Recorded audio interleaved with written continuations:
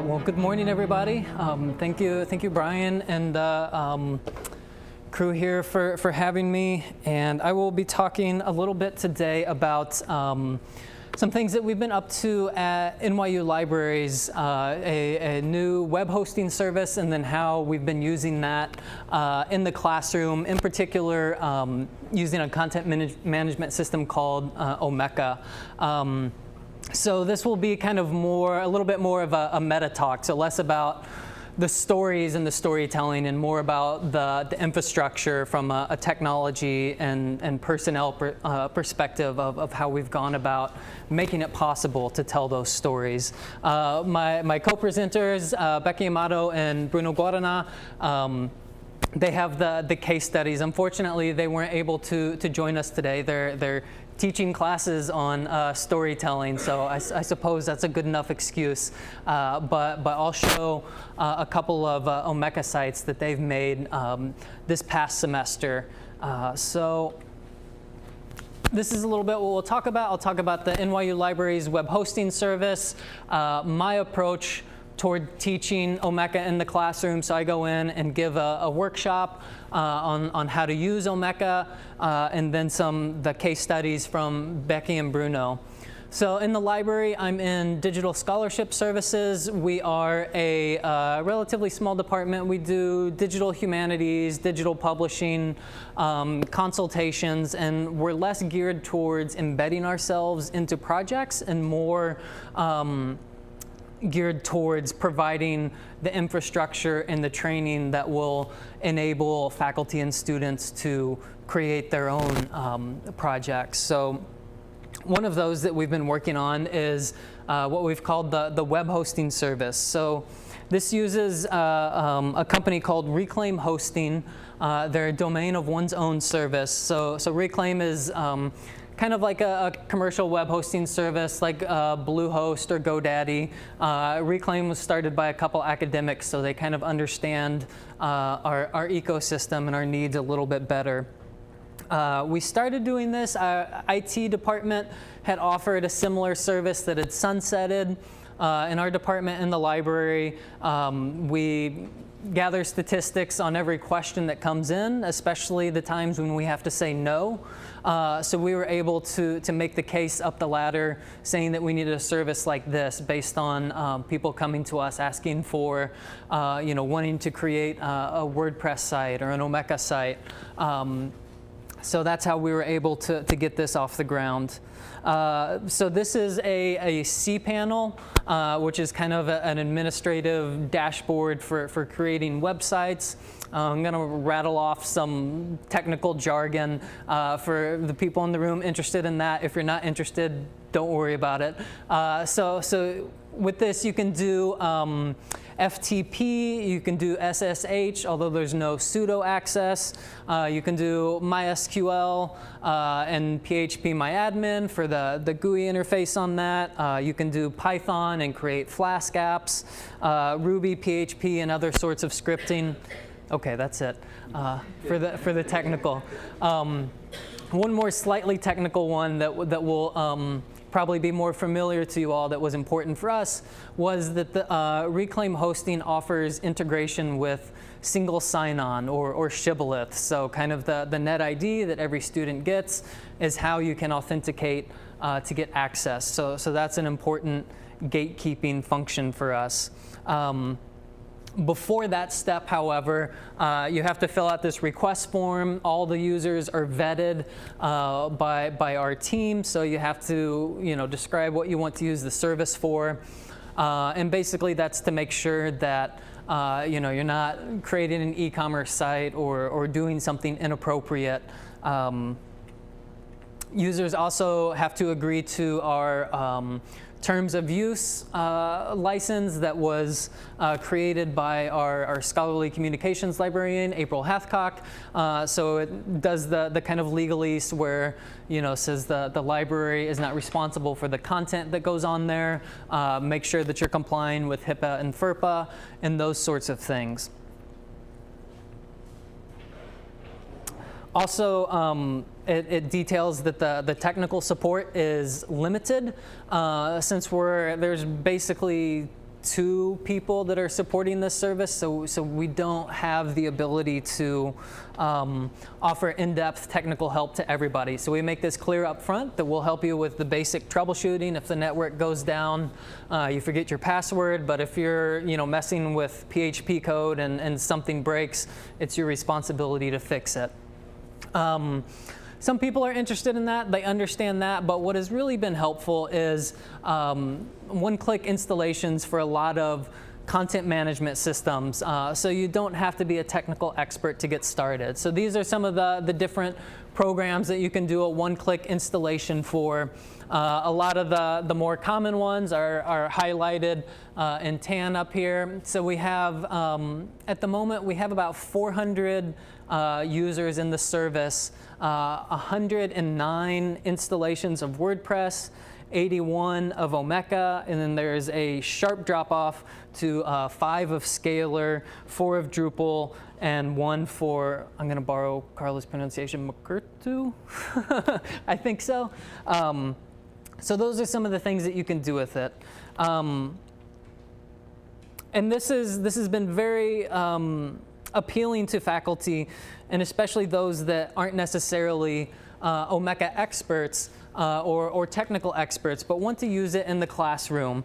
So they're starting to see the value of giving the students opportunity to develop technical skills, and this is a little different, to also develop computational thinking skills. So less the hard technical skills and more the idea of how computers work. I think Dennis will kind of go into this in a little bit more detail in his talk, but kind of the more philosophical approach to it. So we hear about digital natives, and I think kind of in our circles we know that's a little bit of a myth. So having instructional sessions where we can show them how to use these tools has been a very important part of this. And creating an Omeka site also gives the opportunity to give the students a project that's different from the usual term paper. So the uptake in interest in Omeka, we started this pilot about 1.5 years ago, and it's still in the pilot phase. We haven't officially become a service. We haven't really marketed it in any way besides just kind of word of mouth. But all of a sudden last spring I had 10 different faculty approaching me asking me to do an Emeka workshop for them. So once they know that this exists, they're interested in using it.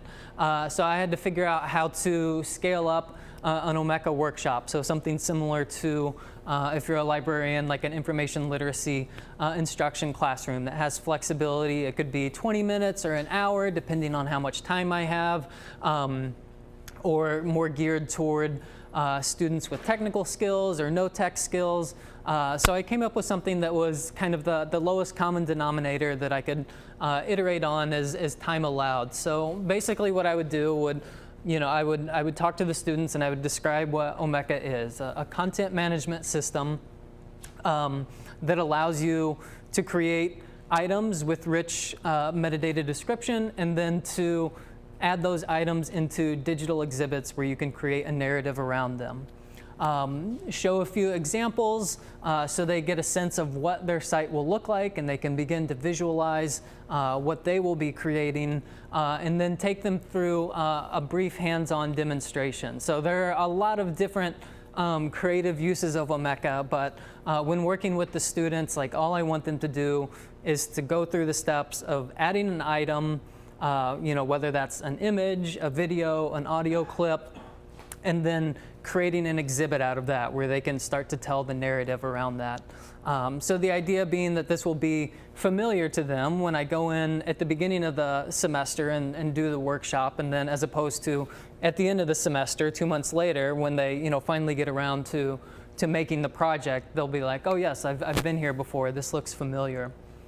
So I created a basic Emeka Sandbox site with, where I had all the 10 classes go to and create items. And I ended up kind of inadvertently having the students go out and find a picture of an animal of their choosing. This was more for me to kind of keep it interesting of like, what am I going to do to have the students go through this? And it ended up working out really well. It kind of got the students engaged. You can go out, find a cute picture of your favorite kind of animal, and then provide a description of it. You know, what's the title, the author, you know, give a subject for it. And then we would go in, create an exhibit, so it's kind of like a mini zoo almost. You can curate a set of animals and talk about them. So whether that's aquatic birds, cute dogs, you know, it's something kind of this low threshold way where the students can jump in and kind of get a feel for how to use Omeka. So just to show you a couple of case studies of more serious Omeka sites and what some of our faculty have been using them for. The first one comes from Bruno, who is in the Media, Culture, and Communication Department, which is our Media Studies department. And so he was working with a mid-sized class of undergraduates. And this was the assignment for the students. The founder of the department, Alan Feldman, was close with Derrida, so you get like weird assignments that look like this, and I love it. So the students were kind of appropriating archival materials to tell alternate histories, to tell alternate stories. So this was some of the, from Bruno's syllabus of what they could do to kind of give the students some ideas about how they could create their exhibit. And then he also, which I think was very helpful for the students, kind of gave some very close and direct instructions of what to do. So this is what the site looked like. Bruno is not a programmer, and you can see that you know, the website is a very nice, clean-looking website that you know, the students can be proud of. That, you know, they can put that link on their resume, on their CV when they go out and get jobs. One of the exhibits that the students created, so they worked in groups. There were 4 different exhibits. This was looking at photos that were banned on Instagram. So they were doing kind of a look into censorship, using the Instagram photos as the archive that they were working with. I'm not going to do a live demo on this site. It's not suitable for polite audiences. They show you all of the banned images. Another one in a similar light was on banned books. So kind of taking a look at you know, the history and why some of these books were banned. This is some of the feedback that Bruno had from the students and from himself as well. And you can see what he had done in previous iterations and in previous semesters of teaching the class was let the students select the platform they wanted to use. So they could use Tumblr, WordPress, Omeka, whatever they wanted to do. And once he decided to you know, just focus on Omeka, it created a lot of clarity for the students. So they didn't have to figure out how to use all these different platforms. And inviting me into the classroom early in the semester kind of provided that technical training to get them up to speed with how to use the platform. And it freed up time and mental space for Bruno to be able to kind of helps the students think about the narrative aspect and the more scholarly side of what they were telling. So he didn't have to spend all of his time helping the students troubleshoot. So the other example is a class that Becky Amato has taught for the past few years called Displaced Urban Histories. It looks at gentrification in various neighborhoods around New York City. Becky is a trained oral historian, so she provides the students with training in oral history methods, and they go in to these communities and talk to the residents there. So this past spring, they went into the South Bronx and Melrose, and in 2016, they went into the Williamsburg and Brooklyn into the Los Sudes neighborhood. So this is the assignment that the students were given. So you can see some of the different ways that Omeka can be applied as, you know, kind of a curation tool, like what Bruno was doing, or more of kind of like an archive of like Becky has done in her class, where the students have gone out. So this is the one from this past spring in the Bronx. This is the home page. And then here you can see some of the students' work. Again, they were broken up into groups. And so Becky had contacts in the community for each group to talk to. So one group would go and talk to this gentleman, Ed Garcia, who was talking about, he's a documentarian, and talking about his work and on kind of perceptions of the Bronx and popular media. This is another one that another group of students did that's looking at some of the complexities of race relations in the Bronx and New York City in general.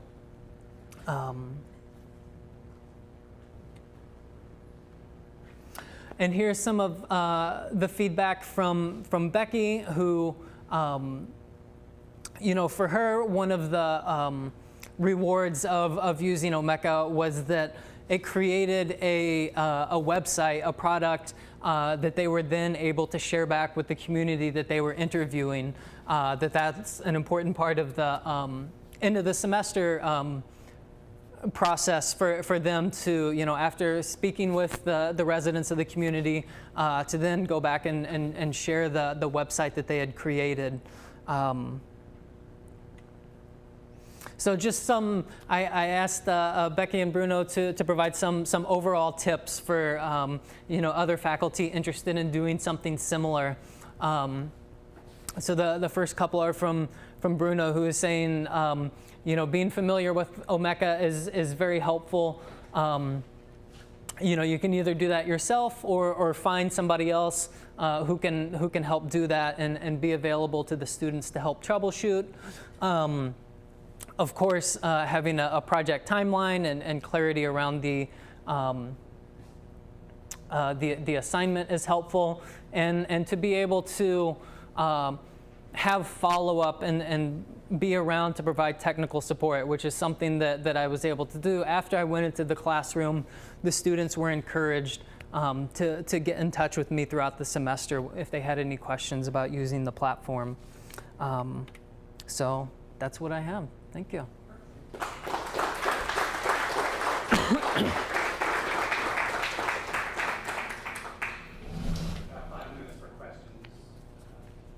Yes. In terms of being a hosting platform, what are you planning to do for curation or archiving of these projects, especially as Omeka comes out with new versions? Yes, that is a very good question. So digital preservation is kind of like this whole like strategic initiative in the library that we're about to undertake. So I think one option that we've kind of done for everything so far is we have an Archivit subscription.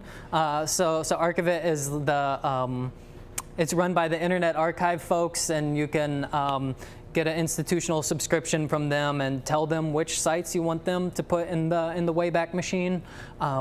So it might look something like that, or it could be something much more complicated. Ask me in a year, we'll have a better answer. Yeah. Yes, thank you. Generally, I think what we see is that those are in interdisciplinary fields already, or more revised thinking about curriculum and models are much more given toward doing this kind of work. Do you have any examples of people in those so-called traditional fields, like an English teacher or a history teacher or a geography teacher, which I value the example because that's base stuff. But I'm just wondering about the traditional fields. Would there be faculty who have done some of these kind of things you can share with us?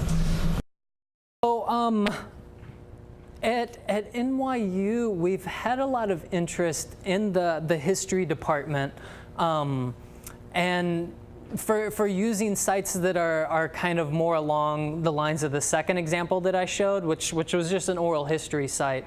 So one example there, we have Archives and Public History program, and the professor who taught that class for a while had the students do actually very, very similar to Becky's example, a history of Greenwich Village, the neighborhood where NYU is.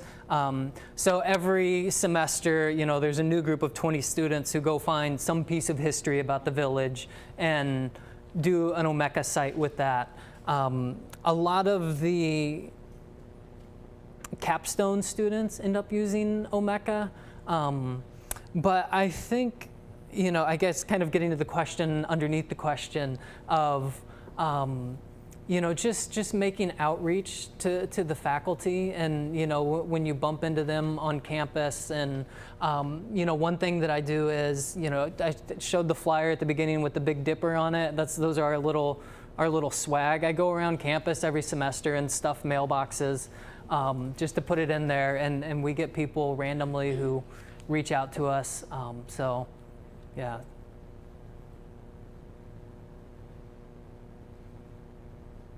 All right. You on?